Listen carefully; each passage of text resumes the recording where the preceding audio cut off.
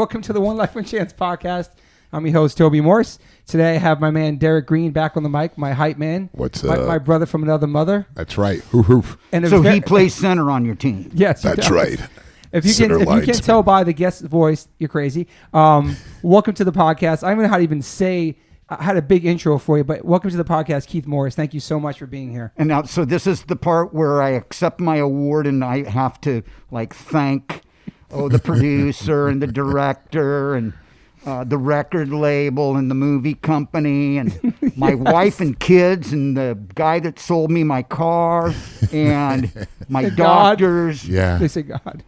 The guy that I talked to on the phone about becoming a member of the hair club. There you go. All of them. I wear this hat because being 65 years old, I am going bald. And I'm trying to hold on to my youth. I have 20 hairs up front. 20 hairs in my head. See, in this day and age, or in any day and age, being a senior citizen, we try to hold on to as much of our youth as possible, even the ridiculous bits and pieces. Yeah, I agree. And playing music keeps us young, I think. Your spirit.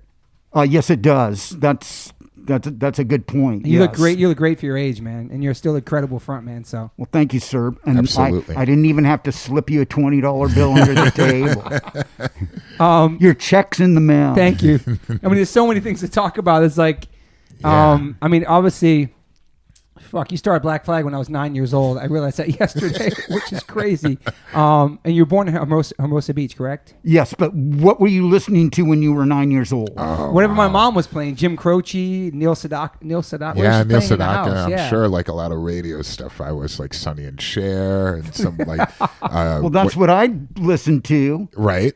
You know, growing up in Los Angeles, at first we get in the car and the first thing we do is turn the radio on. Exactly. So we're listening to AM radio, which equates to the association. Everybody knows it's Wendy and Sonny and Cher. Yeah. I remember The beat goes on. John Denver was pretty big too. Like, yeah, John Denver. That's right. Yeah. Just barely on. See, we had KHJ and KRLA. KRLA was the dirtier. Let's fucking party and let's get drunk and fuck and just let's ruin shit. So that would be like Wilson Pickett. Oh wow. And like Stax and KHJ, which was the more friendly, family oriented, would be the Supremes. Yes. Nice. And Smokey Robinson and the Miracles. So we listened to all of this, but at the same time, KRLA would be playing. We talked about while Joe Nelson and I were eating breakfast. He asked me what was the first band that I ever saw in a live setting was Love with Arthur Lee, and that's like. Gung, gung, gung, gung, gung, gung, gung, gung, gung, gung, gung, gung. I just pulled out my little red book, and that was a local hit. Okay. And that kind of had, and Love isn't that band, but it had a garage kind of like another band that would be played. Love would be played on KRLA, which is the dirtier, more gritty, you know. Like an alternative station. The working man's kind of radio station. Yeah. So it would be Love with 7 and 7 is, or My Little Red Book. And then there would be the Seeds, Pushing Too Hard, which I would consider to be, we on some of the sites on Facebook, there's always this competition between who created punk. Was it the British or was it the Americans? And we have it going on way back to the Seeds, who were just like straight out of the garage. Yeah. So I would consider them to be part of the blueprint for what we do. Okay. Gotcha. You know, and everything after that, it's all over the place. And how old were you when you got exposed to like that type of music? Were your parents playing music all the time? Probably, let's say 8 years old. Okay. 9 years old. And at one point, my aunt had a boyfriend who was in a band that would play the Whiskey A Go-Go. Nice. And so one sunny Saturday afternoon, and I remember this vividly, in her backyard in North Redondo, she threw a party. And at that time, in her space, the bathtub screwed into all of the fixtures in the wall. Okay. You could shut the water off and screw it out and take the antique bathtub and place it in the backyard and fill it with ice and then we were talking about the cheap wine. Oh my God.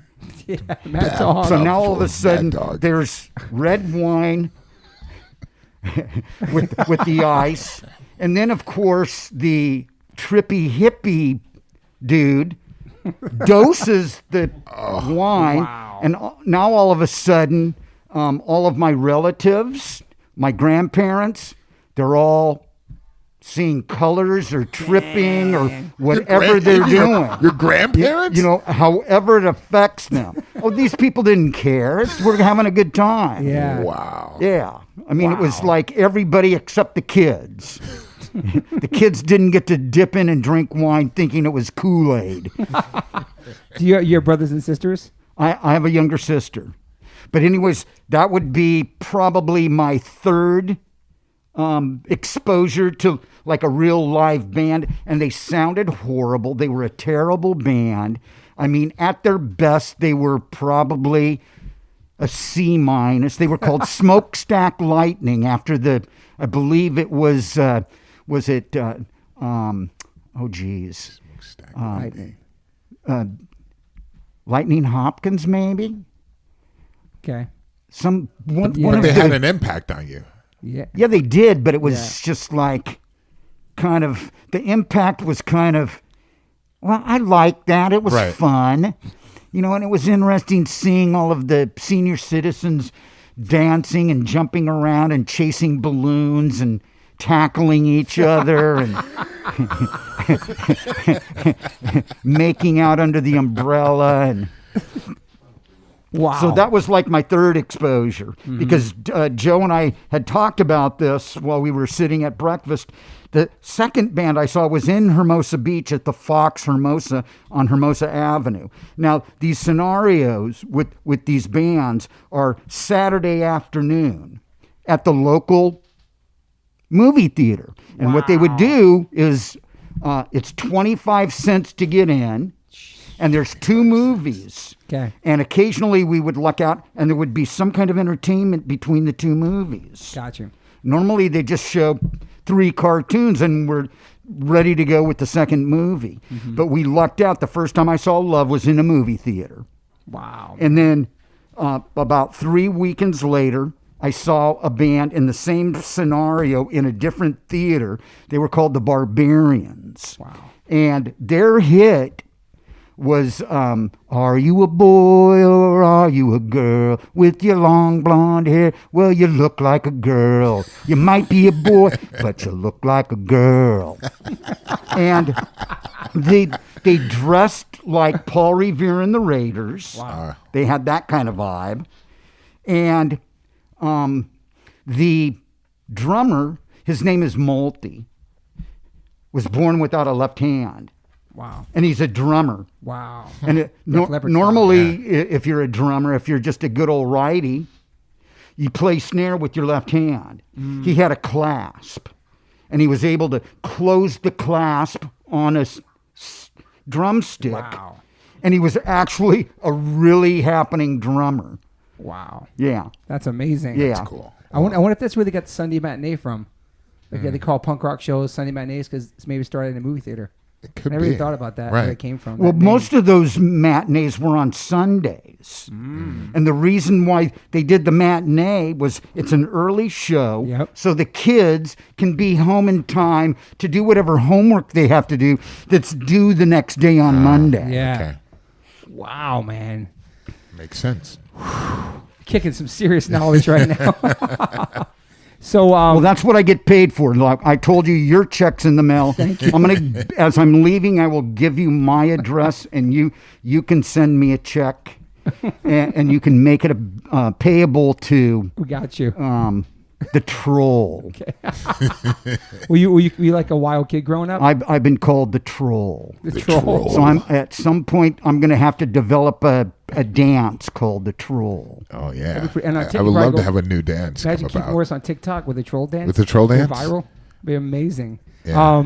So how was it growing up in Hermosa Beach? How were you as a kid? Well, Hermosa Beach is at the time was one of the most beautiful cities in the world. Yeah. Like clean and crisp, and the air is just, you just want to reach up and grab bits and pieces of it. Mm-hmm. And there was surfing and skating and skimboarding and jumping off the end of the Hermosa Pier. And then there was the taco burrito that you would eat the morning after your all night party binge, drinking, whatever, Quaalude, cocaine, whatever. Yeah. You know, you would eat a taco burrito and it was like a sponge. It was the taco burrito to the Hermosa Beach community that was familiar with it would be like the Okie Dog to all of the punk rock. Got you. Have you ever experienced an Okie Dog? I have not, but I know about it. See, because you would eat an Okie Dog at about probably, well, whenever the gig would let out. The Starwood was the place to go at the time, or the Whiskey A Go-Go, or the Roxy. Yeah. But everybody would, depending upon who was playing, depending upon the show, everybody would gather at Okie Dog, and you would eat an Okie Dog, and this would be probably about 1:30, 2 o'clock in the morning. Oof. Next day feeling that shit. Yeah. Oh, yeah. You know, when you go to bed on one of those and it's like whatever you're dreaming about is 100 times larger than what you're dreaming about. Yeah. And everything is vivid. And like if you're dreaming that you're being chased, you will get caught because your feet would be encased in concrete, where you would have cinder blocks chained to your ankles, so you could run as fast as you can and leap as high and far as you can, and somebody will reach up and grab you, you know, and then all hell breaks loose. Okie Dog's no joke. It's no joke. It's a Cinerama Dome Hollywood sign size nightmare. That's funny. Did you skate or surf at all? I surfed for 2 weeks. Nice. All right. And that was my introduction was on a Christmas morning. And I actually tell the story in my book, but what happens is my dad had purchased a brand new surfboard for me. Yeah. Because I was pretty much a good kid. Awesome. Pretty much. Probably 70% of the time. My dad had purchased a brand new surfboard for me from Dewey Weber, there was a triumvirate of ultra mega surfers at the time, world-class surfers, which was Dewey Weber, Greg Knoll, who was the guy who would ride the 60-foot wave on a 15-foot longboard. Wow. And then there was Hap Jacobs, who surfed, but he was not like a competitive surfer. Yeah. He wasn't the guy that would surf like these guys, but he was more of a shaper. But these were the triumvirate. And so I have a brand new surfboard. My dad also knows the guys, the Meistrel brothers, who own Dive and Surf. Okay. And that pretty much hits the nail on the head, the description for their business. That's where you go to rent deep diving gear and oxygen tanks and wetsuits. So I have a brand new wetsuit. So I got to squeeze into the wetsuit, wax the board. I'm with 3 of my friends, the Stoll brothers, who were twins.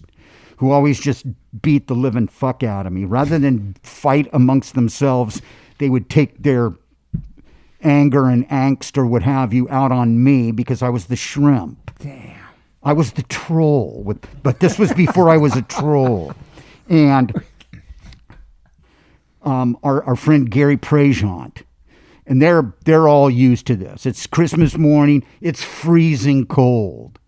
And that means that everybody that's out there with their new surfboards or their new wetsuits, there's like 500 dudes on the south side of the Hermosa Pier. Damn, so it's like everybody's fighting for a space to, this is my ride, this is my wave. Wow. And there were no waves.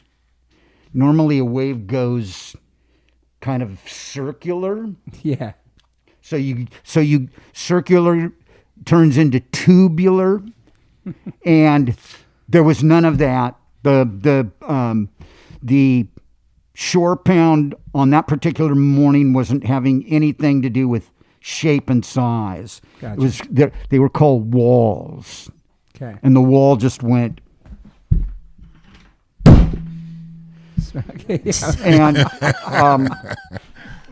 Yeah. To top off our wonderful Christmas morning surf situation, we had smoked some angel dust. Oh, Wow. perfect. First time surfing and angel dust to go along with it. When I got crushed by the wall and was tumbling around in the sand and the dark water, like looking up to see if there was any kind of sunshine. How far down am I? When it kind of spit me out, I looked to see where my board was. Luckily, it had been spit out too. Yeah. And I grabbed my board. I had been out probably for 20 minutes. Wow. And realized that I'm not going to be the guy that gets up at 5 a.m. to put on a wetsuit and run down 2 or 3 blocks to the beach to surf and freeze my scrawny little, maybe at that time I weighed 65 pounds, 70 pounds. When I graduated high school, I weighed 76 pounds. Wow. So one of my dad's friends who was a bookie said, Morris, you got to get your kid around horses. Take him over to Hollywood Park. Get him horseback. Get him going because he's perfect to be a jockey. Wow. Yeah, jockey size. Wow. Did you do that or no? No, because I think horses are one of the most beautiful creations in the world. But at that time, I had a hatred for them because my aunt had taken my younger sister and I up to Malibu to ride horseback. And of course, the horse that I was placed on, being 6 years old and weighing probably 20 pounds, being placed on one of these big horses' backs. Yeah. And the horse that I'm placed on decides that it doesn't want to take orders from anybody, doesn't want to be obedient, doesn't want to stop when you tug on the reins, takes off. Wow. And I think 15 minutes later, when they found me, I had been tossed off the back of the horse. Fuck. And so it was like a terrifying experience that has stuck with me all the way here. You know, Wow. It's like the only way you would get me on a horseback is, say, if the whoever's posed nude in Playboy just decides to call me out of the blue and say, I'm going to take you horseback riding. Yeah, then you do. Maybe. So no surfing and no horseback riding at all. No, but I would surf later on. Okay. You know, because living at the beach, at one point I lived I lived half a block from the beach. Wow. Or a house from the beach. Sick. And there were days during the summer where you don't need a wetsuit. You got your trunks and you got your board, and you can go out there and you can be free. There are no lifeguards. Well, I've heard so many rumors about locals being so protective of territory. Like very territorial. Lately, that's why and this is I hear this all the time. Okay, from well, Toby's that happens son. So all the time. It does. Yeah. Even back in the day. Even back then, it was people were getting beat up and people were getting their boards broken half and like tires slashed. And this is not a private locals only. Wow, that's some real shit. It's real. Because I only heard about this. There was a band called the Surf Punks, and they had a song called "My Wave, My Beach." Yep. Wow. Surf Punks was but they were all the way up in Malibu, which is kind of wide open. Okay. Not a lot of people go to Malibu to surf. Mm-hmm. Most of them would come down to the South Bay or Santa Monica and Venice. Yeah, my son. And that's where you would have Tony Alva and all of his goofballs. Get out of our way, you fucking hodad, Grimmy. Kook. Yeah, those get out of here. That's how they ran like that, right? Yeah. Wow. That's for real. My son goes at 5 a.m. and he's experiencing some of that locals only type vibes. That's why we're talking about. He goes a lot too, but he gets vibes from people like where you from and stuff like that. Yeah. It's real. Yep, it is. Okay. All right. In fact, we had a situation where I believe somebody was killed in somewhere along like one of the coves in Palos Verdes. Like the local guys actually killed somebody. Yeah, that's how hardcore it is. But the scenario with being able to just, like, the whole beach is wide open. The beach is so blank and wide open that the lifeguards have already left off of their last shifts. Yeah. So it's just me and my surfboard.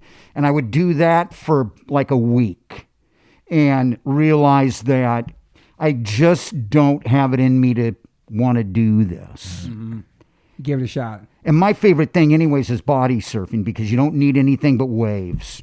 I like that too. Yeah. How old were you when you started doing that? I was, I would say 16 maybe. Yeah. 16, 17. Yeah. But see, I did this surfing out of peer pressure because all of my friends were knobby kneed, knock kneed,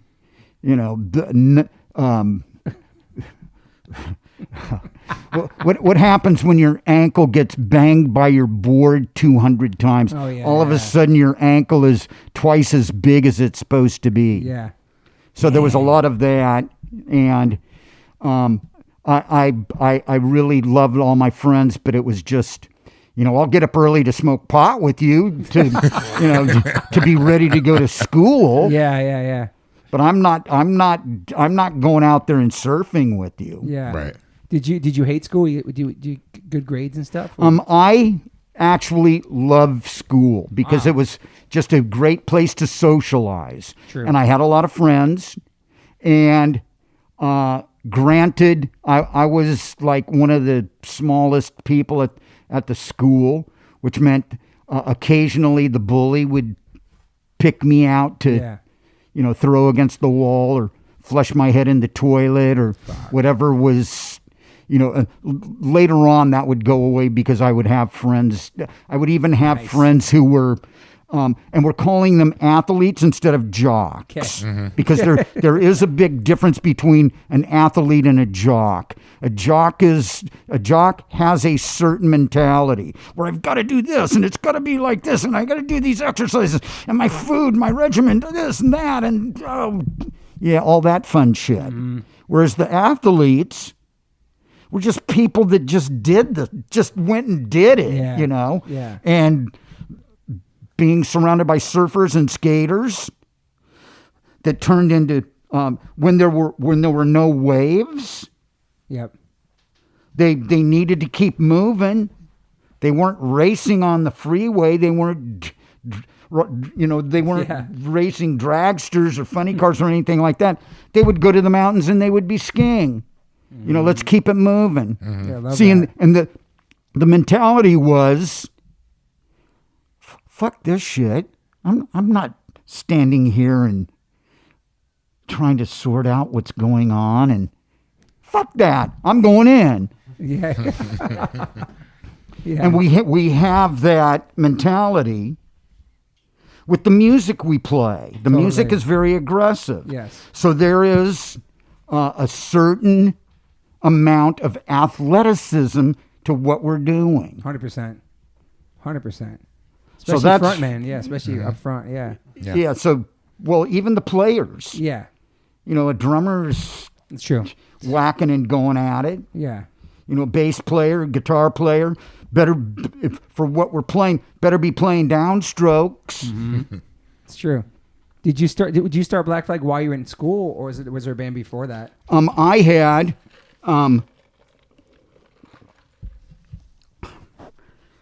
Just got my ass handed to me in junior college. Because as a student during high school, I had developed certain study habits that didn't exist, and I was able to study for an exam, like the morning of the exam. Wow. And Kill for it. a minimum, get a C plus, B minus. You know, it's like I'm just an average student, but I get a A here and there depending upon the class. Yeah. You know, a history class or all of my art classes, I always got great grades. Yeah, shit you liked, cared about, yeah. Yeah. And so you graduated? I graduated. I think my graduating class, I want to say, was 500 students. Wow. Okay. No, our school was, it was a go-to school. Yeah. What year did you graduate? 73. 73. Wow. I was 3 years old. Wow.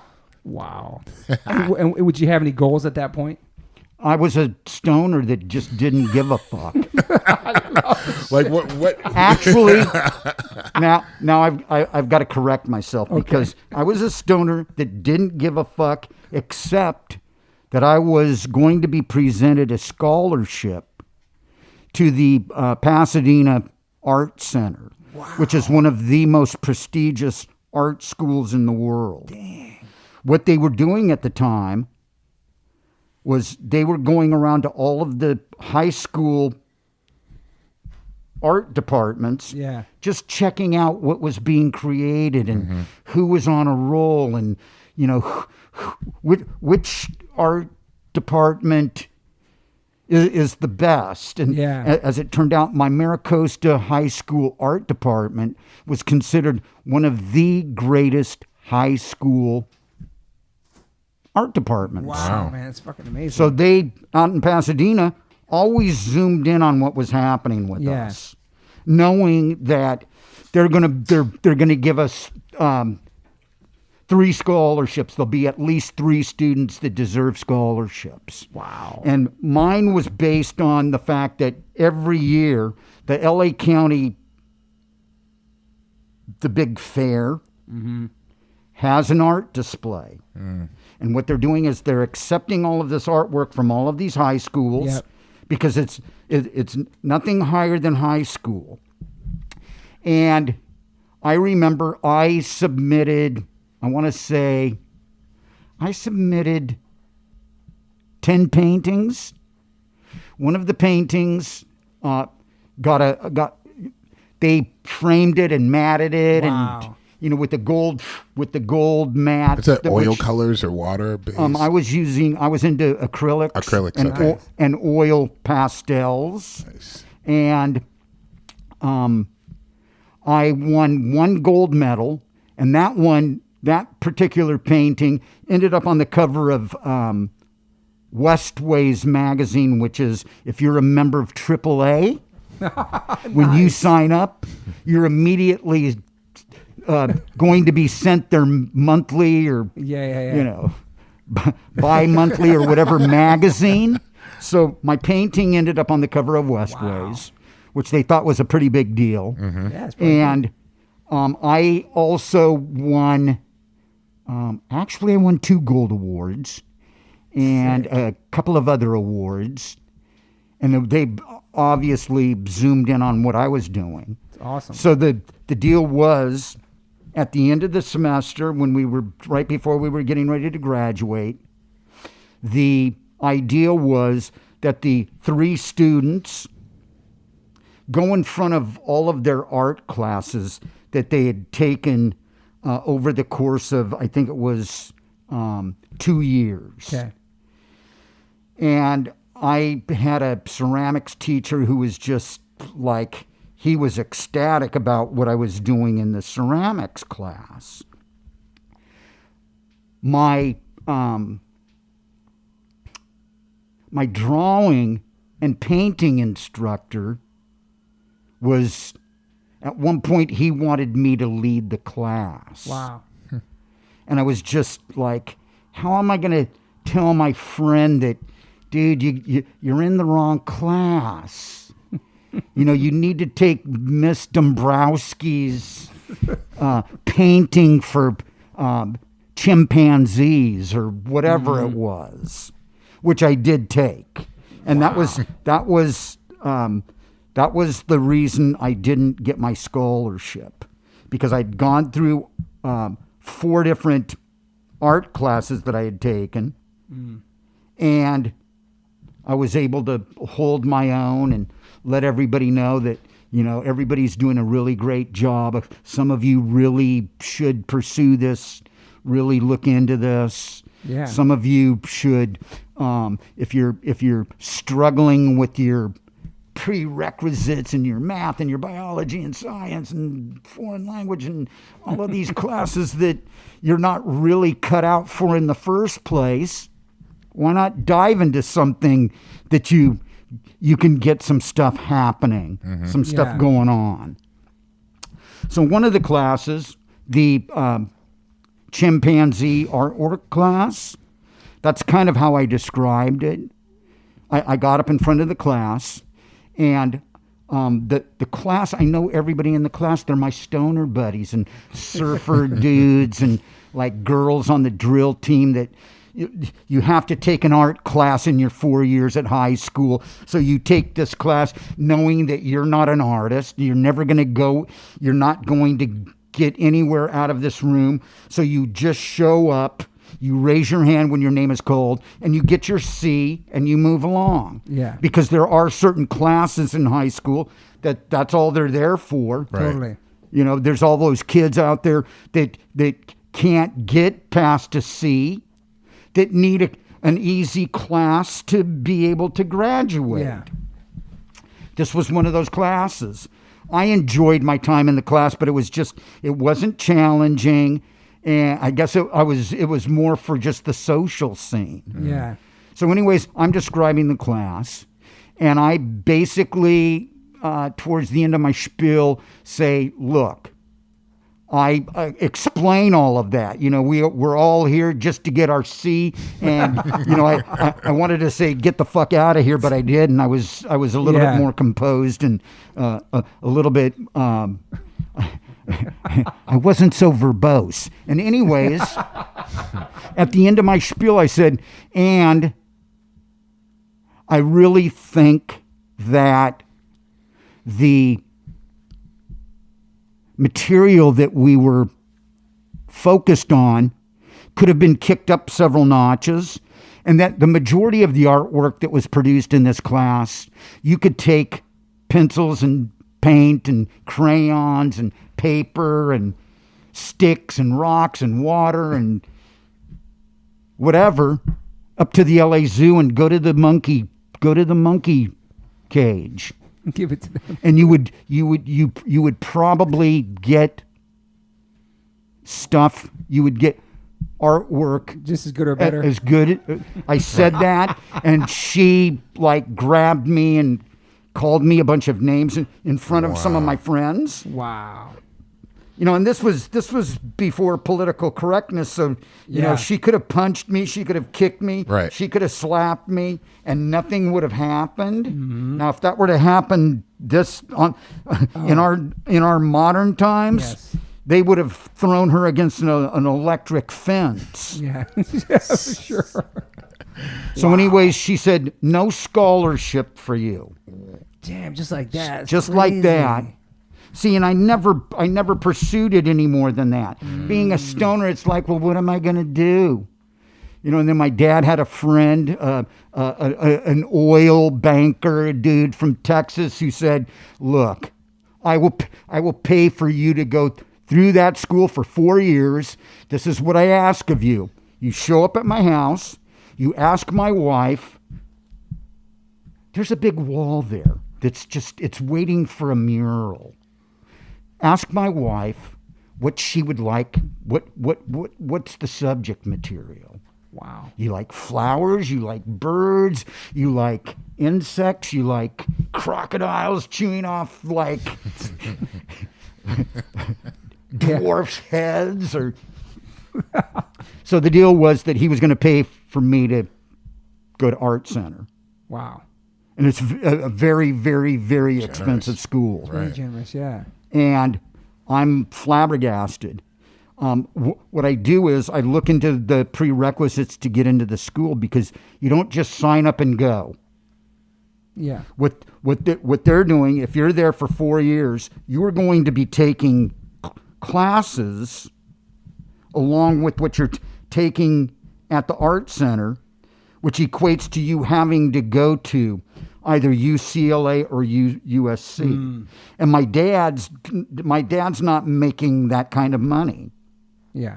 So I'm thinking, well, I'm not going to go to UCLA, because then that makes my drive to Pasadena even farther away if I'm going to do this. Yeah. If I'm even smart enough and have the grades to get in, I would drive up the Harbor Freeway, get off, go to USC, take whatever classes I was taking, and then head out to Pasadena for a couple of classes. And then I look at all of the prerequisites, because you have to have these prerequisites, even if you're given a scholarship. Yeah. You don't just get to show up. Hey, you know, you got a scholarship. That's great. But you've got all of these classes that you have to take, or having taken in high school, like college prep classes. Yeah. You've got to have a foreign language and 2 sciences and algebra and Everything. Yeah. like basic English, which even for the most simple person is like Mount Everest. Yeah. And you just like, Subjuncted pronoun with a double dip of yeah. And you just like art. So reverse adjective. now you have to do all the other subjects you didn't care about in order to go do the art scholarship. So that's when I decided to go to junior college, because it didn't cost any money. I thought, you know what? I'll take these classes in junior college, because an associate arts degree is just as good as a certificate of passing all of the classes in high school. Yeah. Yeah. So I thought, I'm going to take an easier route. And what I will do is, I will then, once I have my associate arts degree, I will then go to the art center and I will ask them, is my scholarship still available? I've taken all of these classes. This proves it. You know, here's my transcript. And because I had developed such horrible study habits in high school and junior high school, even going all the way back to elementary school, loser, I struggled at the junior college level, because those classes are they're the same as what you would get at a university or a college. It's the same thing. Yeah. It's just more convenient for me. I could smoke hashish in the parking lot and go in and play tag football on a muddy field to get the physical ed out of the way. Wow. But I was there for 5 quarters.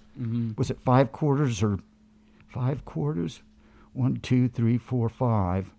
or semesters, or 2.5 semesters. Yeah. I think it was half a semester.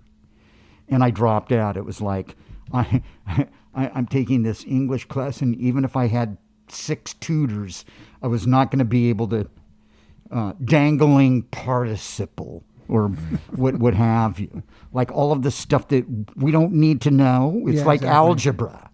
True. How often do you use algebra? Never. Not too often. I sucked at math too, man. Never did algebra. It's a good point. Well, what I learned from one of my uncles, because all of his kids, like 4 out of 6 of his kids were complaining about algebra. And he said, oh no, you're going to take your algebra class and you are going to study, and this is what you're going to learn from algebra. You probably will never ever use it in your life. But what it does is it teaches you to use your brain. Yeah. Good point. Absolutely. Yeah. So now you quit. You drop out of that. Are you playing music at that point? I think I was about 2 years away from 73. Graduated in 73, 74, 75. I'm going to be playing music, but not the way that everybody plays music. Exactly. And it's like Greg Ginn and I would meet Greg Ginn. Greg and his younger brother Raymond and his younger sister Erica, we all went to Maricosta. We all knew each other, but it wasn't like, hey, I'll see you at the party on Saturday night. It was never anything like that. Yeah. And I would be working in a record store. When I wasn't working for my dad in the bait shop down on Pier Avenue, I was working in a couple of the local record stores. And one of my friends, Michael Piper, had a shop up on Pier Avenue, which was like a 6-minute walk from my dad's shop. So I'd get off working for my dad, or I'm taking a lunch break. Yeah. And in those days, because I would eventually find out that the business was partially mine. Wow. If he told me hours to be there, I would be there. But I would also be there when I didn't need to be there. Mm-hmm. So I'd take a lunch break and I'd walk up to the record store, grab a submarine sandwich or a slice of pizza or what have you, go to the record store. So I would be just kind of soaking in what was going on in the record store, watching him use the cash register, stocking shelves, putting cassettes up on where all of the cassettes were, and putting vinyl out in the racks. And my friend Michael had a crush on Greg Ginn's younger sister Erica. So now all of a sudden she's showing up there on a regular basis. Okay. And what's happening is occasionally she'll bring Greg along with her. Like, okay, take a look around. No Grateful Dead records. Don't even think about buying any Grateful Dead records. That was kind of like, we should have had that painted on the door. Greg Ginn, no Grateful Dead records.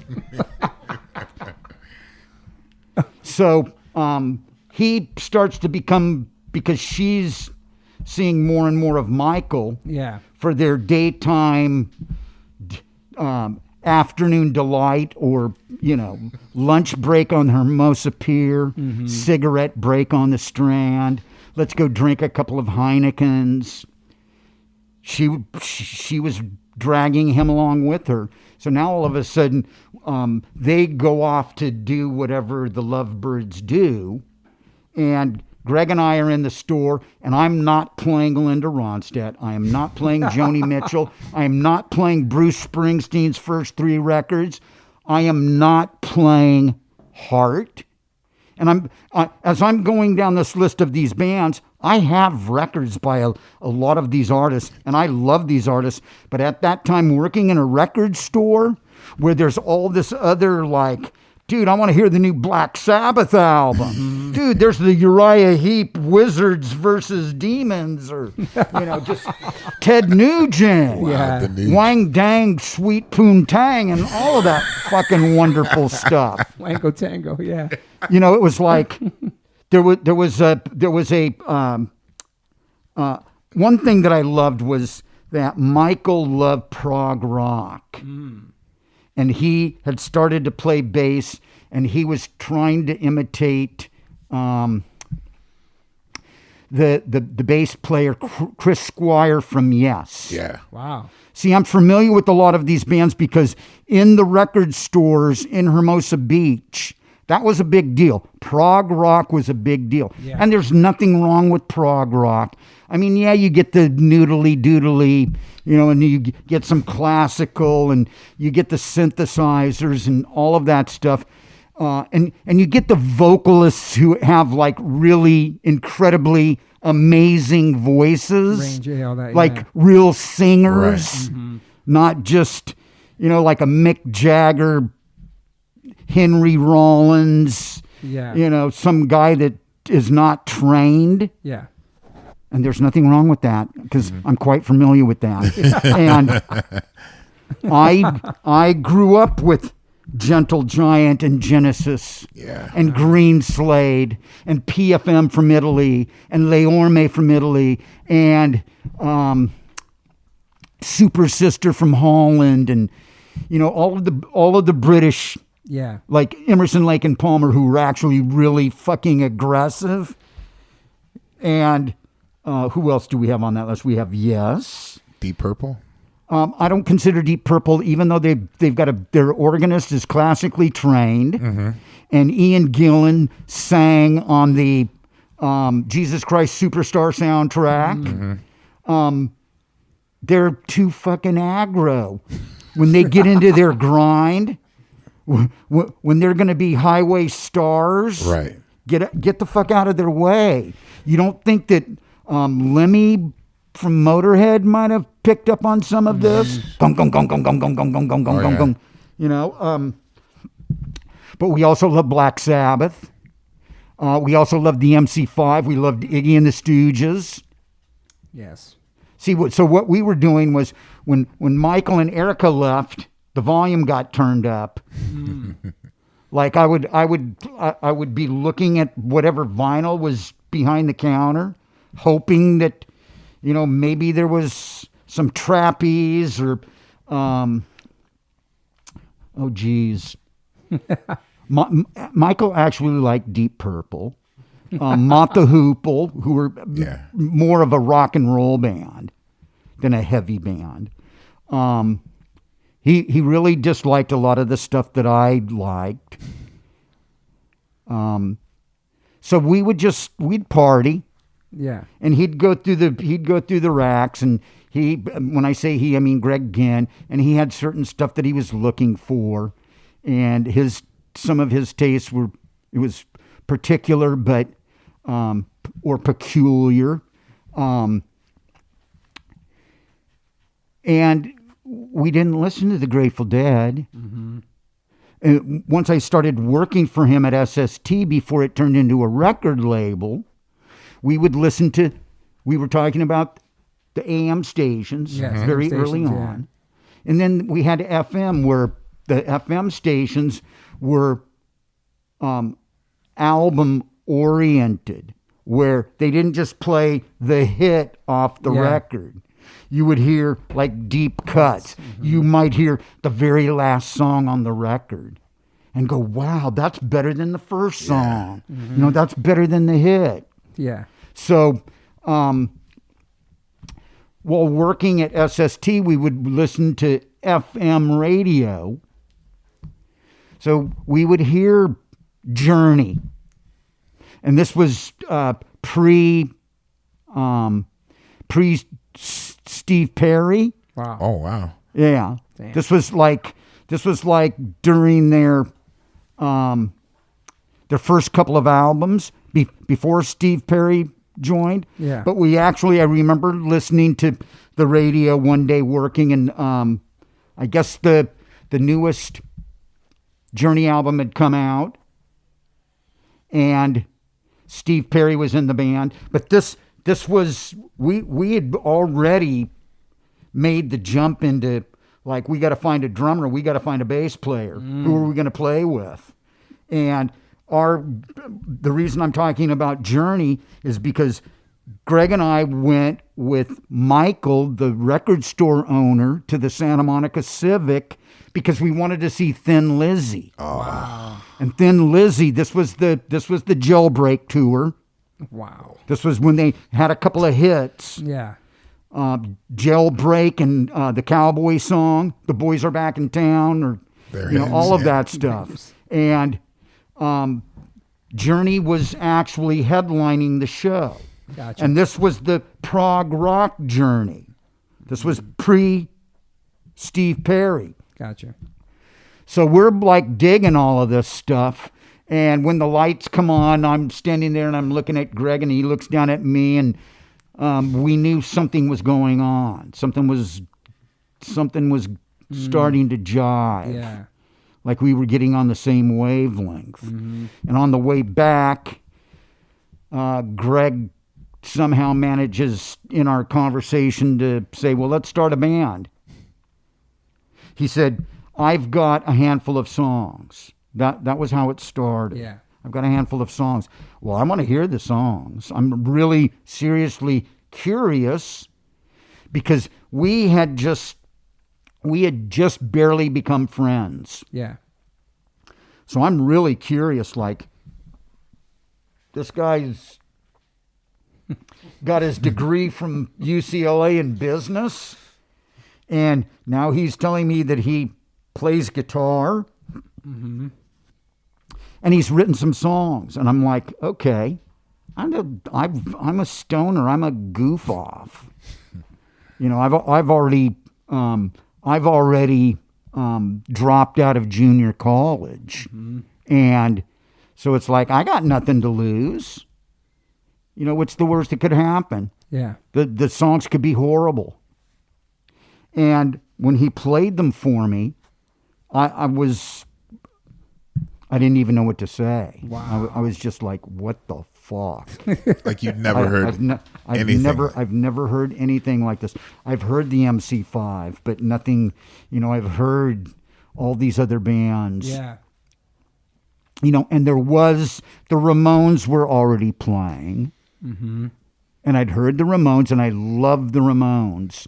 The first Ramones album, that's their greatest album, and everybody can just, if you're not into it, go jump off of a cliff. It's pummeling. It's ridiculous. I can say that about Group Sex, too, It's stupid. See, that was the great thing about the Ramones. They weren't trying to intellectualize or overthink things. It's like, let's just strip it down and go. So we loved that. And we were already in love with Iggy and the Stooges and James Williamson and like I said, the MC5. But the songs. I think we also, somewhere in there, went and saw Leonard Skinner and Ted Nugent at the Anaheim Stadium. That was a lot of fun. Yeah. But we wanted to be around loud music. So was Nervous Breakdown one of the songs that he played? Everything that's on the first EP and a couple of other songs. Damn. And he said, I've got lyrics. Here are the lyrics. Oh, he had lyrics. Yeah. Okay. Wow. Huh. But he said, if you see anything you need to switch around or remove or add, just feel free to do that. He hadn't got into his, this was pre-dictatorship. Okay. And Big Boss Man, all of that kind of slave driver, all of that kind of mentality. Because remember, I'm a stoner. I want to party. Yeah. I want to have a good time. And I love what he's playing. Yeah. And never sang before in a band. I didn't even know what was. Your voice I sang "Row, Row, Row Your Boat" opening classic Pier Avenue Junior High. So this is the first time he's damn. It's crazy. Man. Well, and here's the thing: I want to say the second time we got together, I had actually purchased a mic. Nice. With the mic cord. No PA. What's a PA? Yeah. So exactly. Here we are. We're in his living room. And he's plugged into the amp, and I plug into the second jack. So I'm not only is he playing guitar through this amp, but I'm also singing through it. Yeah. Damn. And it's very chaotic. Sure. And we didn't know what we were doing. We were just trying to feel things out, trying to sort it out and what's going on here. Like, do we really want to do this? But we both knew that, yes, we want to continue doing this. This is like we hadn't heard anything like this. I'd not been around anything like this. So then it started to, when it started to get a little bit more serious, it was like, so who do you know that plays bass? Because we need a bass player. So who do you know that plays drums? Do you have any friends that have a drum kit? And I was like, I'm going to, I can purchase a drum kit for $300. And of course, the drum kit that I wanted to purchase from my friend, he'd stole from another one of my friends. Oh, wow. Jesus Christ. So I would have been dragged down Pier Avenue, Pacific Coast Highway, Artesia Boulevard, all of the alleyways in Hermosa Beach. Wow. And pushed up against a wall to just see if I could stand. Mm-hmm. So that wasn't going to work. And one day in the SST space, we're listening to the FM radio, and all of a sudden, Iggy and the Stooges' Search and Destroy comes blasting out of the speaker. Wow. And I've already determined what I'm going to leap up on and try to do a triple flip through the air off of one of the work tables, or it might have been the desk, or it might have been, I think my second move, after I picked myself up off of the floor and wiped off all of the dirt, I jumped up on the sofa, and I was on one arm. I ran across the sofa and leaped off of the other arm of the sofa, and tried to attempt another like swan dive, or this is at about 1 o'clock in the afternoon on a Saturday. Jesus. And me being the stoner alcoholic that I am, I'm completely wasted. Wow. So all of these crash landings and landing the wrong way, and there should have been some broken bones. There was none of that. And while I was doing all of this, I was screaming the lyrics to the song. Gotcha. And when the song ended, and I'm standing there and I'm like kind of looking around with birds spinning around over my head and stars and whistles and little bells, Greg Ginn looks at me and said, "You're not playing drums. You're the vocalist." Fucking sick.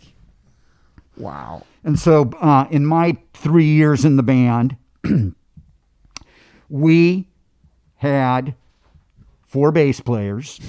No, that's 3. That's 2 drummers, 4 bass players. Wow. 3 And years. we didn't really become a band till like about 2 in my lifespan in the band. Yeah. About 2, maybe 2.5 years in. Okay. Did we really become a band where Chuck Dukowski stepped up and said, I'm going to play bass in your band, but here's the deal. We are going to rehearse every night. Damn.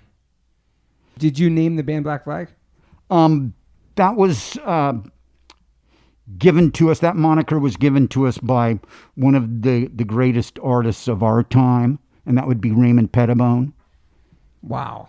And we at the time were called Panic, and then we went to Zed Records, I believe it was. I remember and Zed there Records. was a 7-inch on the wall by a French band named Panic.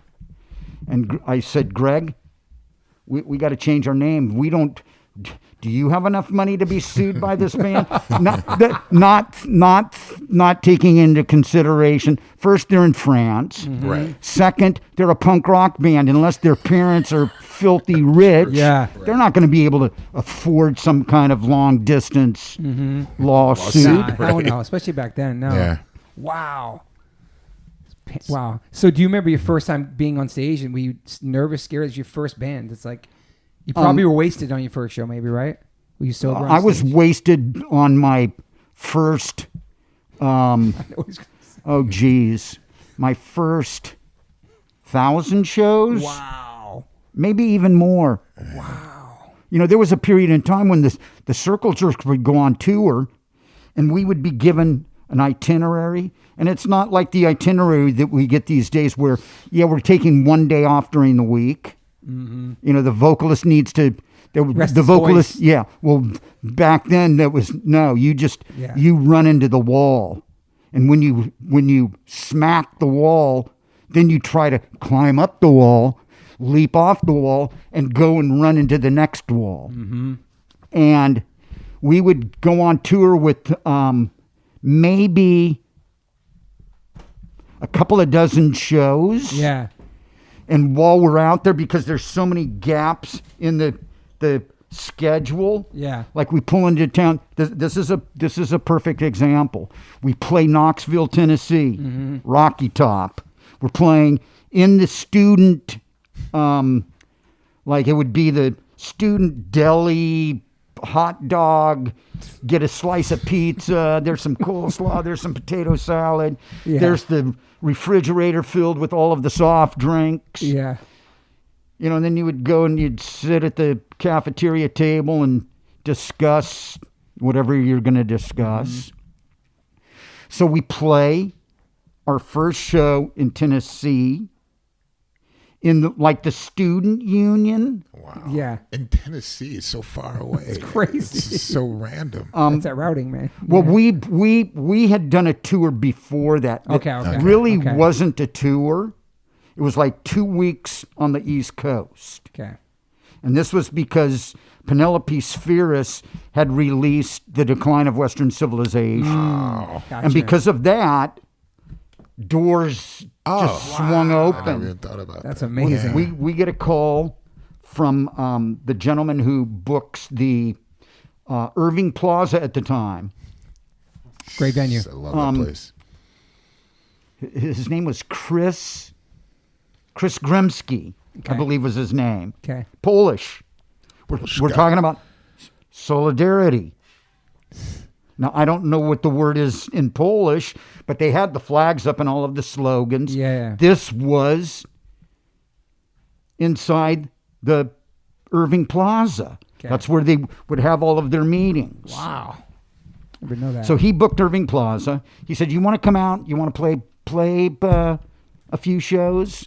So we ended up playing Irving Plaza with the Stimulators with Harley. Wow. Harley's looking like he's 10 and a half, 11 years old. Super young, yeah. And the Necros. Wow, Necro was sick. And it was great. It was fucking nuts. And then we would play the Mud Club. We played a brand new club, the Starlight Ballroom in Philadelphia. The headlining band was the Stranglers. Wow. This was on a Sunday.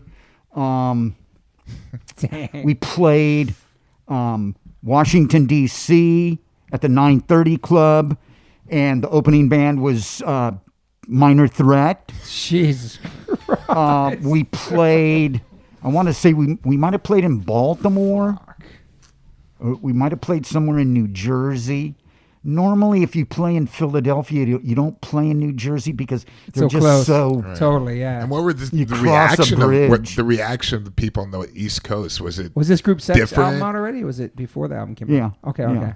I mean, was the reaction of the crowd different, or were you expecting? Oh, no, it anything? was crazy. It was I mean, crazy. we had one night where there was nobody in like the Mud Club was vacant. Now, I've recently had a couple of people write me and tell me that they were there, because I've been saying my memory of that show was the only people that were there were the staff members, the doorman, a waitress, Wow. and a bartender who was also doubling as bar back, and the sound man, the sound guy was there, and like, Cheetah Chrome. Wow. From the Dead Boys, yeah. Yeah. Jesus. But the show in Washington, D.C. was just, I've seen that kind of energy before, but we weren't expecting it. We weren't expecting it anywhere on the East Coast. Yeah. See, because we had seen this kind of punk rock action, this energy, this vibe, whatever you want to call it. Yeah. The electricity, the sweat, all of it. We'd seen it out here, Right. you know, at the Whiskey A Go Go, or Yeah. you know, we had at one point Tony Alva's skate team where they'd show up and move our equipment for us. Wow. And, you know. So, had you heard of Minor Threat? Obviously, because there was no internet back then, but it's probably like the word on the street. Oh, this band called Minor Threat from DC, and that was probably your first time seeing them, right? We had read about them. Yeah. That's what the fanzines Max were Rock for. and Roll or fanzines. something. Yeah. Yeah. Wow. That must have been a crazy show. I mean, what year would that be? Before 80. Oh, I'm terrible with these dates. 81. Wow. But getting back to, that was our first tour. Right. That was a fly out tour. Oh, wow. I don't believe the only money we made was to pay for food and pay for our flights. Yeah. And whatever transportation we were getting to and fro for all of these shows. Yeah. But the Circle Jerks tour, when we started to like tour on a regular basis, we would leave Los Angeles heading east and either going through the north and Yeah. you know, the Dakotas and Iowa and all of those fun places, or we would go through the desert through Arizona and New Mexico, and we would leave with maybe a couple of handfuls of dates, Okay. not knowing that you try to play city to city to city, or at least major city to the next major city to the next major city. Yeah. So getting back to Tennessee and playing Rocky Top at the University of Tennessee, we play the show in the Student Union, deli, restaurant, tables, and you know, whatever kind of PA they had. Super DIY. A stereo system for a PA. We Boombox. we somehow managed to talk ourselves into having a show in the nearby pizza parlor the next night. Wow. Pizza parlors are good for And that. after we get through playing in the pizza parlor, the 14-year-old kid comes up to me and says, "My parents have left for the weekend and I'm having a party, and I live in a cul-de-sac in a brand new tract home area. Wow. And I'm just inviting my friends. Somebody's going to figure out a way to like buy a keg." And that's all we needed to know. Yeah. We're not doing anything. We got 2 open days. We'll be there. What time do you want us to be there? Wow. And we show up. Unfortunately, there was no swimming pool. That would have been great because then we would have been able to take we would have been able to bathe. Exactly. So you play this guy's backyard, basically. So we play in the garage. The garage door's wide open. It's like a Sunday. And you would think, well, all of the families are home in the neighborhood. Nobody's complaining. No cops. Wow. Like 50 kids, you know, on their skateboards, on their BMX bikes or what have you. Tennessee. Fucking You know, amazing. the kids in the Tennessee. curious kids in the neighborhood. Mm-hmm. You know, who is a 14-year-old going to invite? Wow. There's Tommy and there's Billy. Unfortunately, the 14-year-old didn't have a 17 or 18-year-old older sister who would have invited her friends, like changing the complexion of the situation. Yeah. Right. So that would be how the Circle Jerks would tour for about 2 or 3 years. Wow, man. Just word of mouth. There's no internet, none of that shit. It's just like... Fuck. Well, one of the things that was happening at that time, too, was that there was an underground system of anarchists who were anti-corporate, like let's blow up the power structure. Part of their genius plot was knowing people that worked in these corporations that had access to corporate telephone cards. Oh, okay. Calling cards. The calling card. Yes. And the rule This is a big thing. you do not, never, ever, never, ever, never use that card if you're sitting in somebody's living room or you're at somebody's house or you're at a business where you know the people there. You don't want any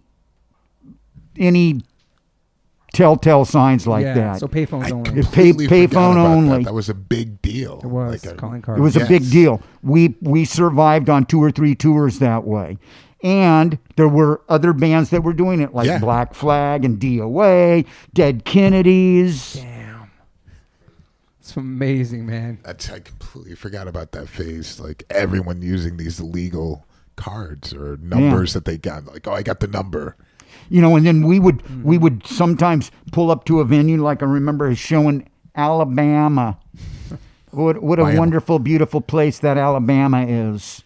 And the people, yes, the intelligence, and just they're all so nice. And anyways, shout out to all the people from Alabama listening. We love you. We show up because we're supposed to play the adult show. Okay. Like they open the doors for the adult show at maybe 8 o'clock, you know, which means we're going to be playing at 9 if there's another band playing with us. Yeah. Wow. So we get there early and say, can we just, there's like 10 kids out front. Can we just open the doors and can we play an early show? You're not going to be selling any alcohol because they'll come in and they'll close you down for something like this. But you'll sell a lot of Coke. You'll sell a lot of... Coca-Cola. Oh, sorry. Come on, man. Where's your mind at? Come on now. Stop being an adult. Coke and Pepsi and fucking snacks. Like, yeah. Smart. Okay. All ages, yeah. Right. Orange Crush. Yeah. Joe Cola. Jeez. Dr. Pepper. Mountain Dew. That's awesome. So you did that early show. Yeah, and the early show, this particular afternoon, a couple of adults had already been in there. They'd been drinking. Of course. Yeah. You know, because the back space of the bar is a pool hall, like 4 pool tables. So they're back there playing pool, and they hear what's going on out front, and they come out and they see the kids jumping around, just acting like a bunch of wild monkeys. Going crazy. Just having a good time, you know, going bananas. Yeah. And these guys see it and it's like, yeah, man, it's time to kick some motherfucking ass or whatever their mentality was. But now all of a sudden they're down in front. There's maybe 20 kids. And there are kids getting punched in the face. Fuck. And the guy that owns the bar or the venue, whatever you want to call it, should have just come in and tapped the guys on the shoulder and said, dude, you're here playing pool. Go back there and play pool. Leave the kids alone. Yeah. Anyways, I make that comment, and now they want to like rip me and you know, tar and feather me and quarter me, tie me up in the parking lot and drive in 4 different directions. Stretch your body out. And I see these guys, and I jump off the stage as they're like heading back to get back to their pool or whatever. And I go running up to the last guy, And I said, why would you be doing what you're doing? Why can't you just leave the kids alone? Which was something I should have just said off of the stage and let it be. I decided I'm going to chase this guy down just to find out what's his trip, you know? And our roadie at the time, he comes running up and he passes me and he's in front of me. He sees what's happening, except the guy cocks his arm and he's going to punch me. And I'm thinking, well, our roadie's in front of me. Our roadie's a pretty big guy. Our roadie could take care of this guy. Our roadie ducks and the guy punches me in the face. Fuck.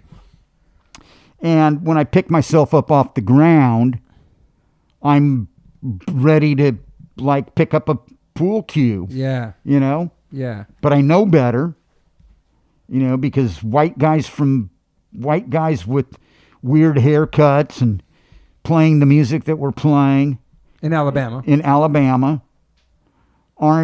they're not going to be invited to the luau or the Sweet 16 coming out party or what have you. And that was pretty much about it. You know, when I picked up the pool cue, I wanted to swing on the guy, but I totally understood that, you know, I would need to do this with at least another 6-pack. Yeah. 6 people too. Were you like a brawler growing up? Were you always scrapping and stuff? No, never any of that. I'm not big enough to be doing that. Yeah. Fuck. I want to go back to Nervous Breakdown for 1 second. Just when that record came out, there was nothing that sounded like that. That was like a total game changer for hardcore punk. When that came out, there was nothing that had that sound or anything. What was your reaction to that? If you remember, like, not the feedback. There's no internet, nothing like that. But like the reaction playing those shows, it was something so different at the time. Toby, the thought in our heads was that not only was it a game changer, but it was going to change a lot of games, plural. No, we weren't thinking like that. We did.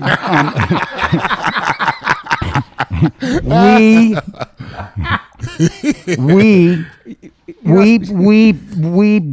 You're humble. We didn't mill about or sit around thinking or like pouring our thoughts into, well, this is going to do this and then we're going to go there. No, I know that. I'm speaking as a fan perspective. Like the reaction to it is probably like, holy shit, this is fucking so aggressive and awesome. And I don't know, just the reaction. I don't know. Well, I remember the first time we played it for the people in the Hollywood scene. Yeah. Okay. And they like everybody took 10 steps back from the stereo. Wow. And I remember I looked at all of the faces in the crowd and they were all like in shock. See, because we hadn't really cut our hair yet. Okay. We were still looking like, you know, we got stoned and, hey, we're in the parking lot at the Grateful Dead concert at the Hollywood Bowl. Dude, let's smoke some more pot. Hey, who brought the acid? But they're like, oh, these guys are so aggressive. They didn't know what to think of us. You know, just looking at us, just trying to hang out with everybody. And I knew I had made friends with a lot of the people in the scene. Yeah. Because I loved their bands. Chris D from the Flesh Eaters was there. Fast Freddy, he was the, I think he was the Friday night DJ at the Starwood. Okay. I don't know if Jeffrey Lee Pierce was there, but I remember Kick Boy Claude Bessie was there with a couple of other people who were staff writers at Slash Magazine. That was the nut that we had to crack. Okay. Those were the intellectual college grads, lit majors, financial majors like Greg. He could talk to some of them, but they didn't know what to expect. Okay. And when we played that, Chuck had it on him. And there was no music being played in this party. We'd all been somewhere like maybe the Whiskey or the Starwood. Yeah. And this was the like late night party for all of the Hollywood people. And we just happened to be there. And Chuck saw the opening. There was nothing on the turntable. and he got down on his hands and knees and he put the EP down. He played Nervous Breakdown first, of course. Wow. And the people just, it was like they couldn't believe what they heard. Yeah. Our situation with trying to stealthily infiltrate the Hollywood clique. That was the night where everything got broke down, and it kind of made us part of their scene. Wow. Fuck. We didn't look like them. See, that was part of our, part of our appeal was, with the Circle Jerks, Greg Hetson and I looked like paper boys, or the guys that would mow your lawn. Who thought of the name? Did you ask this already? Which band? Circle Jerks. The Circle Jerks, the way we came about that, we just kind of stumbled upon it. I had made a list of bands. In fact, Chet Lehrer, Lucky Lehrer's younger brother, before they became Wasted Youth, were called the Runs. That was one of the names that I had on my list, and I said, Okay. Chet, he asked me, Keith, you got any extra band names? And I said, here, use this one. But I had a list of band names. On that list of band names was also the Gun Club, Wow, that would have been a different story. which would not have worked for the Circle Jerks. Right. No. Because the Gun Club actually has it's kind of like something you would drag out of the darkest closet in your house, or you would dig it up in the back of the basement. Yeah. Servitors. Good. So anyways, I had this list. We actually had called ourselves the Bedwetters for a couple of shows. Amazing. And we knew that name's just too ridiculous. It's not so We would cool be considered a joke band if that Right. was the name that we used. Yeah. So one day we had some shows coming up, and I needed to get some artwork from Raymond Pettibone because he loved all of us, and it's like, you can use my artwork for flyers if you want to. Sick. So one day we're hanging out with Raymond Pettibone in his space at their parents' house up in northeast Hermosa, and we're just goofing off and drinking beers, and he's playing music, and I'm looking at Greg, and Greg's looking at me, and it's like, we've got the artwork for our next couple of shows. We need to come up with a name. And I'm looking around, and there's books everywhere. He was living in the library. Wow. I guess he just threw a mattress on the floor in what would be considered the family library. So I'm looking at all of the books. I'm going up and down. Oh, here's the Webster Dictionary, and here's this dictionary and that dictionary and this English list of adjectives, and then next to that is the American the first there, because there's 2 volumes of the American Slang Dictionary. Okay. And here's the first volume, and I just reach up and grab it, and I'm standing there and I'm flipping through the pages, and I'm going up and down the rows of all of the different names. Yeah. Yeah. Just all sorts of fun stuff. And when I get to Circle Jerk, I'm like, as I'm doing this, I'm thinking, what are some of the most stupid names anybody has ever named their bands? Yeah. Besides the Beatles and the Rolling Stones. At that point, yeah. Right. Wow. And all of a sudden, here I am, and it's just jumping off the page. Damn. And Greg Hedson's standing next to me because I'm going down each row with my finger, and all of a sudden my finger stops, and I stop right there at Circle Jerk, and I look at Greg, and Greg's eyes lit up, and it was like we knew that was the name of the band. Wow, that's so cool. Did you know the definition of that back then, or Well, it anything? was written right there. Oh, shit. Dang. And the thing was that we tried to promote the fact that women can also perform circle jerks. It's for everybody. It's for everybody.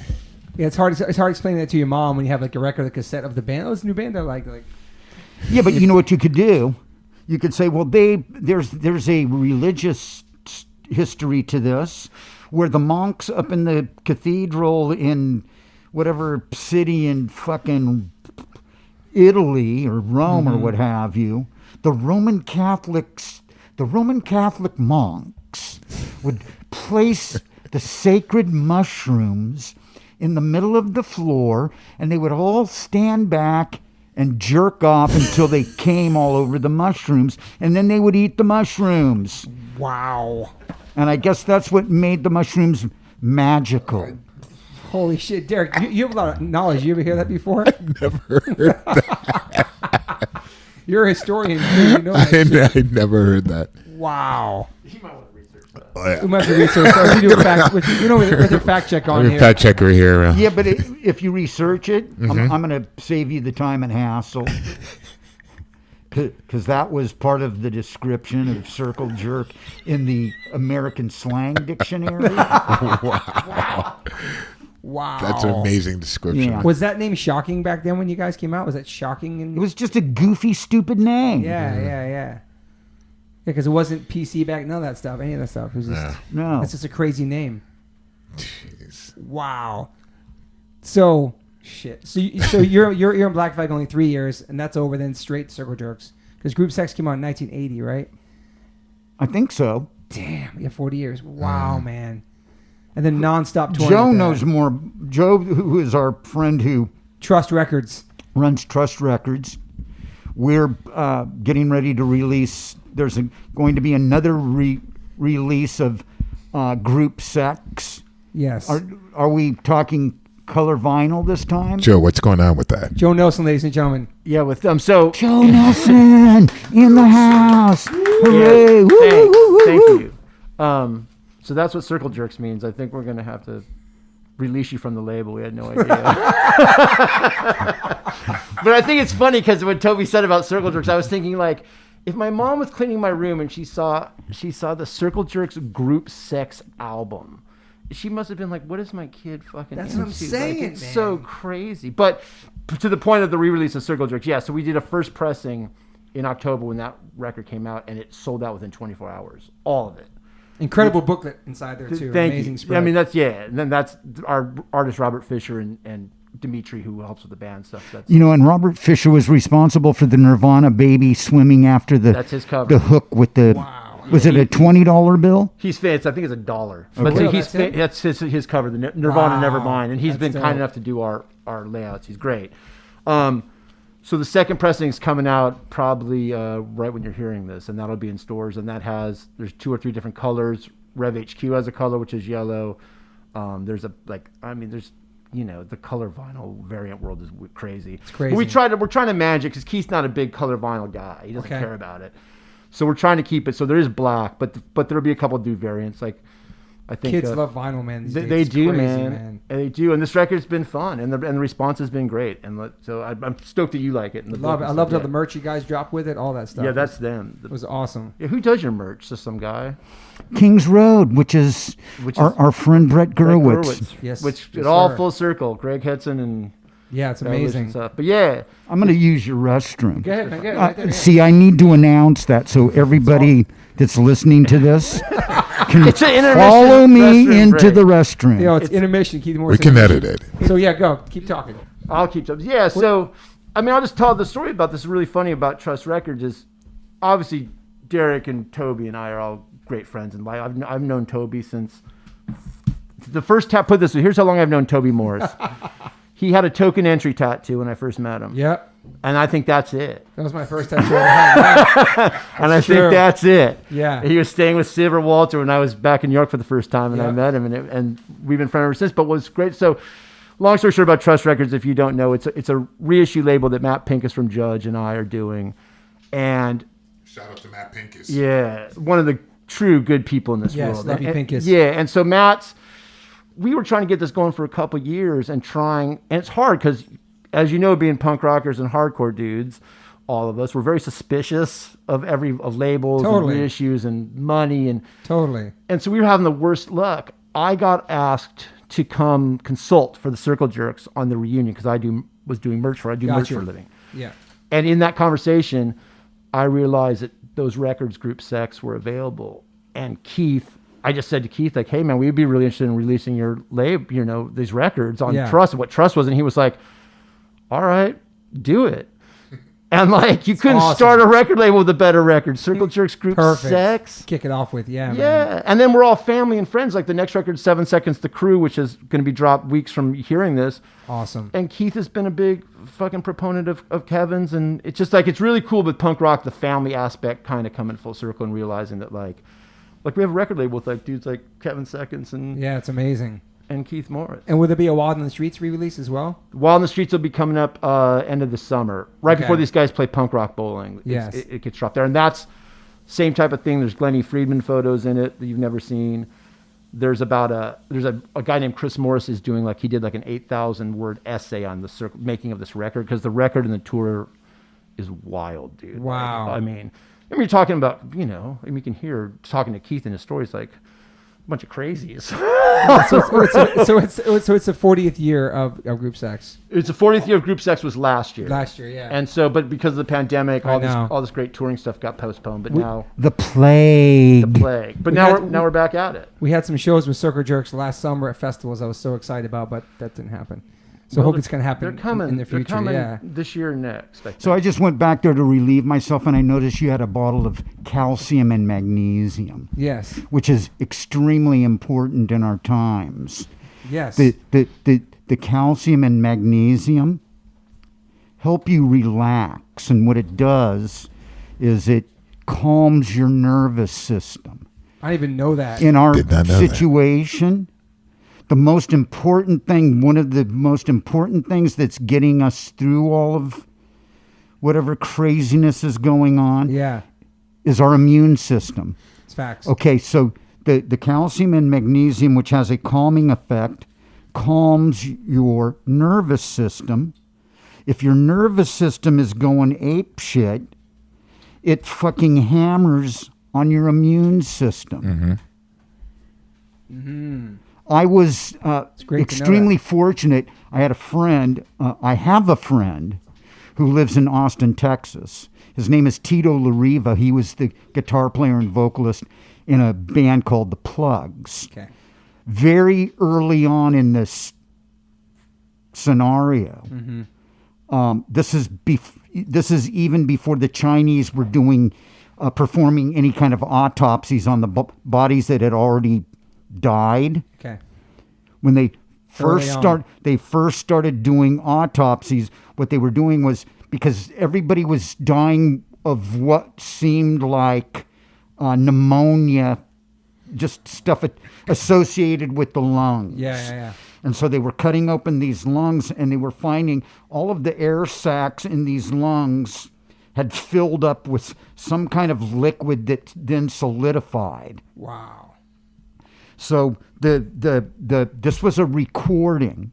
I don't know how he got a hold of the recording, but it was of a woman she was either a doctor or a nurse in a hospital on one of the islands off the coast of China.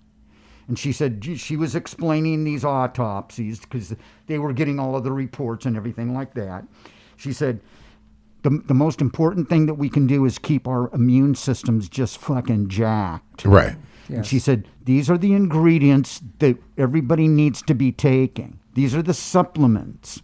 I lucked out. I go to a health food store that has this horse pill that is zinc, calcium, magnesium, and the extra added special bonus bargain basement ingredient is vitamin D3, which is need that shit. Yeah.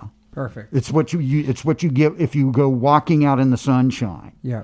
And she was saying, and if you're going out walking in the sunshine, you've got to wear a mask. You got to wear gloves. But this was very early on when they were still like everything needs to be wiped down, all the metal, all the flat surfaces. I was wearing gloves too back then, for sure. Yeah. Which now is not as hectic.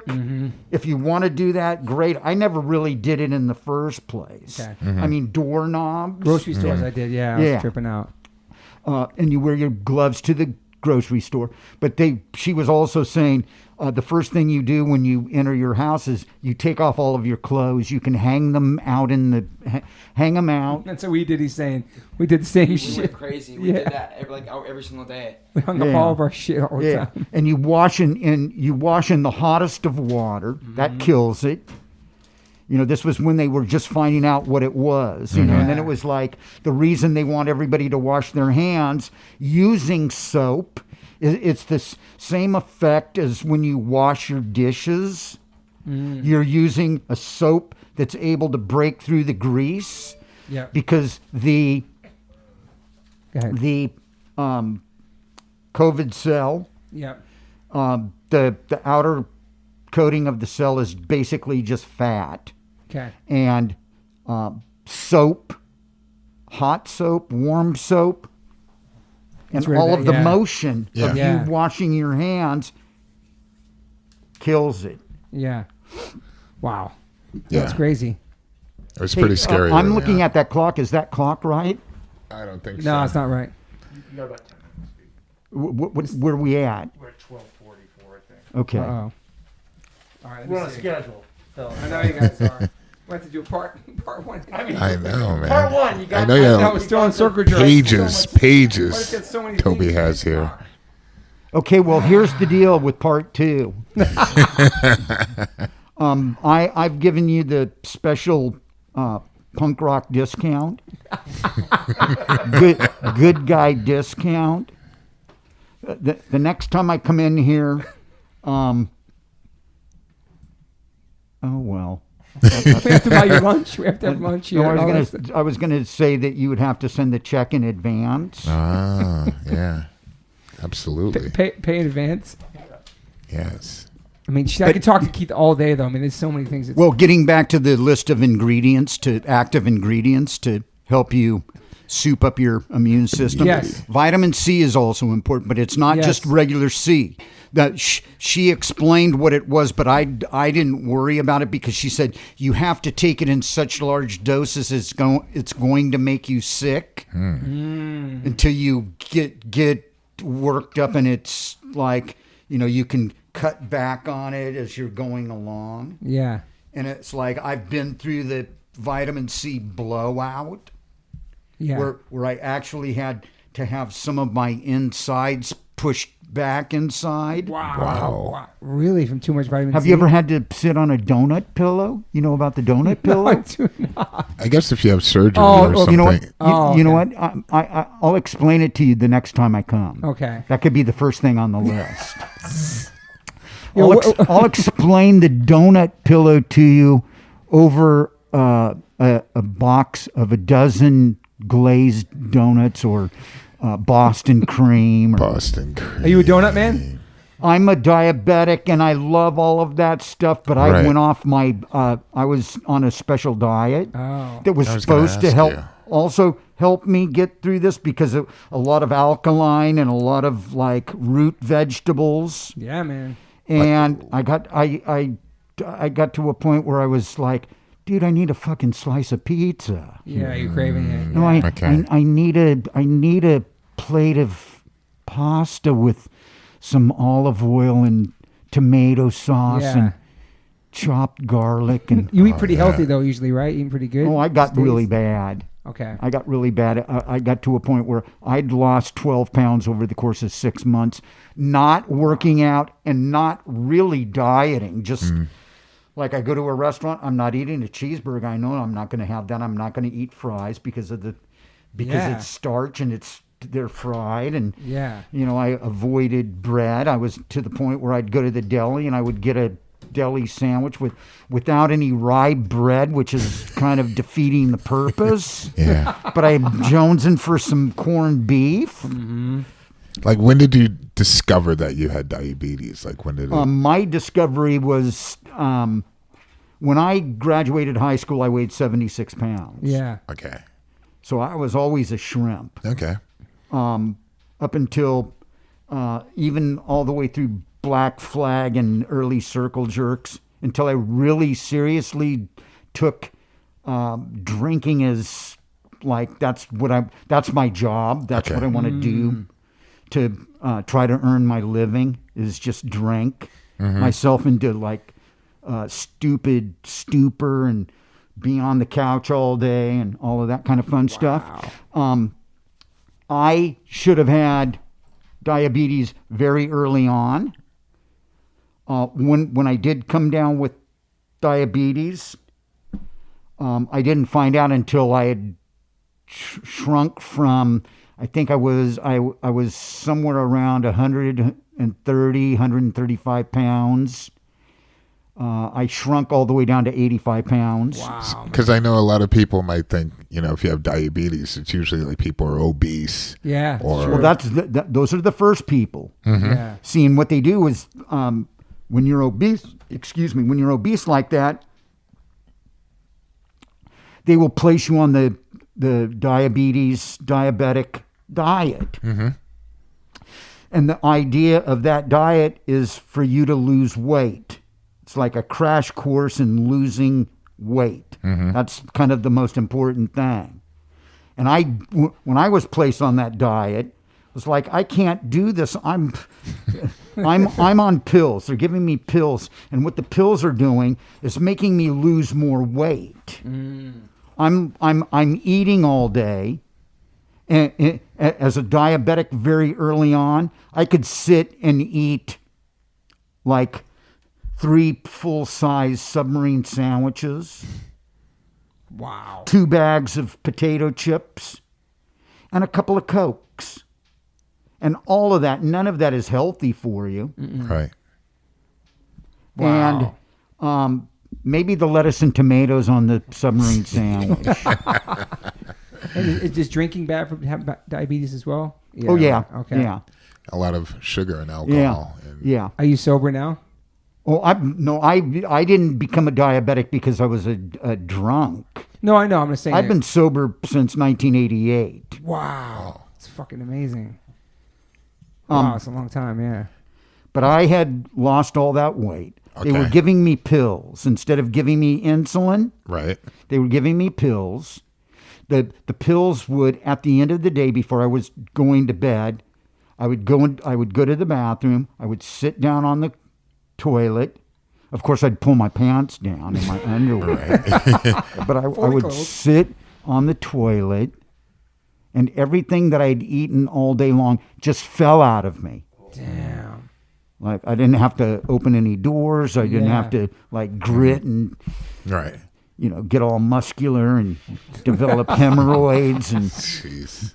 yeah, Dang. it just, like, everything just like, Just fall out of you, basically, yeah. yeah. And Wow. so doctors were telling you, were they explaining to you about diet as far as... They were not explaining anything to Interesting. me Back because then? Really? here's the thing with diabetes. Okay. No 2 diabetics are alike, which means you got to sort it out for yourself. I see. They can give you the paperwork, and they can give you some tips. They can say, do this, avoid that. The first doctors I said, you cannot eat any more fruit. What? You can't eat nuts. You can't eat bread. You can't. Wow. Like, they went down this list, and it's like, how can you avoid fruit? You Right. need fruit for the roughage. Yeah. You need it. It Yeah, helps fiber clean your and- pipes, yeah. Wow. and it gives you energy. Yes. Yeah. It's a natural. Your diet's so huge with that. So I was, for about a month, I was going through the pill scenario. The pills. Yeah. And then I those. finally went to County General, and they said, well, we're going to need to put you on insulin. You need to be on insulin. So I went on the insulin thing where I was actually drawing the insulin from a little bottle. Wow. Getting the I don't want to use needles. I've always hated needles. Yeah. I've had like dozens of friends die because they use needles Right. to get them off on their heroin. Yeah. I've had too many friends die from that, and it's like I don't want to be around any of that. And there I was. I was like, well, do they have any kind of diabetic medication where you can snort it? Can you Can you this insulin, does it come in pill form? Right. It doesn't. It's a liquid. Right. And the thing is that first off, your digestive juices and the acidity in your system, if you were to take it orally, it would be dead probably before it even hit your stomach. Wow, man. Fuck. Well, I'm glad you're here. I'm glad you're alive, man. It's fucking. Yeah. This is definitely part one, man. Yeah, it's got to be part We're gonna one. buy. We'll buy there's him lunch. still We'll take so him out many to dinner. questions. Yeah, there's so many things I could tell. I mean, it's an honor to have you here in my kitchen. And fuck, man, this is. I know you got to go. I know you guys are busy. I appreciate you, Joe, bringing Mr. Morris here. But I can talk to you all day. I appreciate all the music you put out. We're gonna get to that. We are gonna do part 2 some way. Even if we have to come to your house, whatever you want. But I appreciate all the music you put out in the whole world and definitely changed my life. Yeah, but if you come over to my house, that means I'm going to have to take the Swifter to the living room floor. Okay. We'll come back here though, whatever. I'm going to have to scrub the toilet. Okay, no, that's all right. We'll do it here. I'm actually good at that because that's all bleach. You just dump some bleach in there. Good to go, right? Good to go. For a couple of weeks. Well, I hope we get to play some shows together. That'd be awesome. I was excited about that last year, and your 40th, and now pushed to this year, right? Yep. Punk Rock Bowling is in September. See, now we get to do a double whammy. You do. That's amazing. Yeah.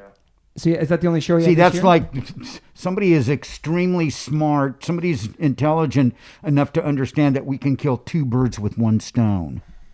That's true. Is only one show this year for the Circle Jerks? Is that Punk Rock Bowling it? September. That's one so far, right? Yeah. And you maybe have I stuff think next year? I think we're going to do a warm-up show. Okay.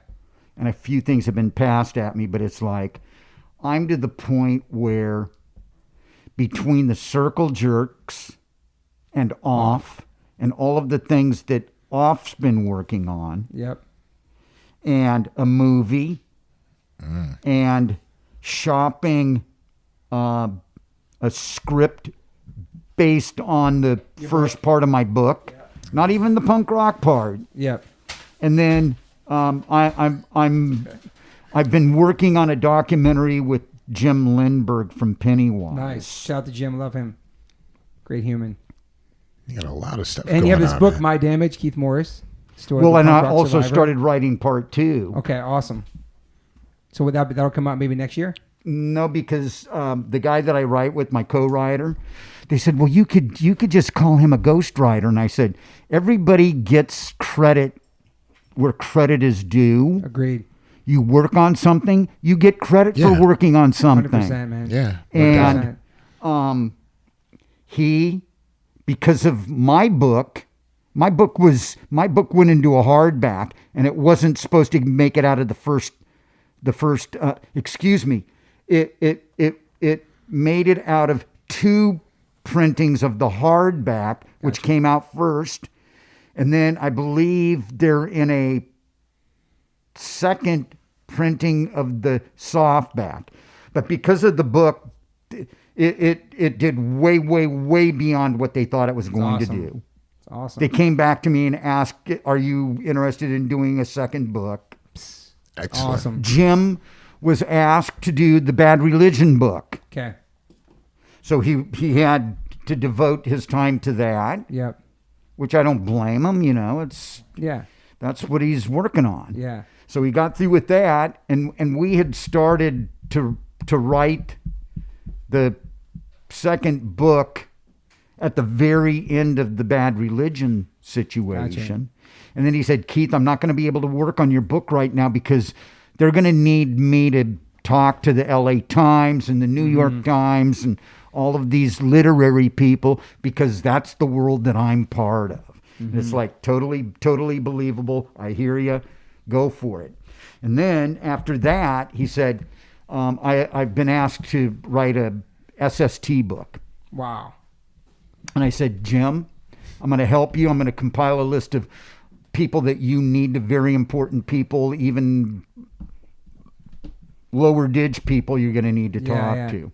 What about a Circle Jerks documentary someday? Well, we already have the My Career as a Jerk, the that's Dave right. Markey That's right. DVD. Okay. And I Morse don't doc. think I would want to do another one because I have a bunch of other projects that are based on. I wrote a script with a friend based on the fact that the Circle Jerks are back together to promote Yep. the 40th anniversary Trust of, Records. Yep. Re-release. of Group Sex and, Yeah, and yeah, yeah. Golden Shower of Hits. Yeah. And in the time before that, Greg Hetson and I had a battle of egos.